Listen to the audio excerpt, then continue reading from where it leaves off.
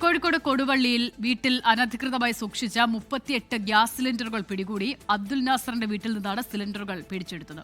അനീഷ് ദേവസിയുടെ വിവരങ്ങൾ.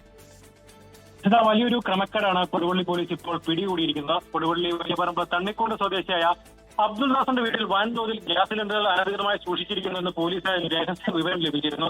ഇതിന്റെ അടിസ്ഥാനത്തിലാണ് ഈ കൊടുവള്ളി സിയുടെ നേതൃത്വത്തിലെ പരിശോധനയിലാണ് 38 സിലിണ്ടറുകൾ കണ്ടെടുത്തിരിക്കുന്നത്. ഈ വീടിന്റെ പോർച്ചിലായിരുന്നു ഈ സിലിണ്ടറുകളെല്ലാം സൂക്ഷിച്ചിരുന്നത്. നിലവിൽ വിപണിയിൽ ഗാർഹിക സിലിണ്ടറുകൾക്ക് വലിയ രീതിയിലുള്ള ക്ഷാമം നേരിടുന്ന ഒരു സാഹചര്യമുണ്ട്.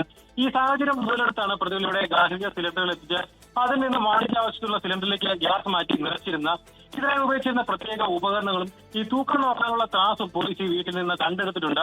ഇത്തരത്തിൽ ഗ്യാസ് മാറ്റി നിറച്ച വൻ ലാഭത്തിലാണ് ഇവർ ഇത് മറിച്ചു വിറ്റിരുന്നത്. നിലവിൽ സിലിണ്ടറുകൾ കടത്താൻ ഉപയോഗിച്ച വാഹനവും ഈ 38 സിലിണ്ടറുകളും കൊടുവള്ളി പോലീസ് കസ്റ്റഡിയിൽ എടുത്തിട്ടുണ്ട്. സംഭവത്തിൽ ഏതായാലും പോലീസ് ഇപ്പോൾ അന്വേഷണം ഊർജിതമാക്കിയിട്ടുണ്ട്. അസിത.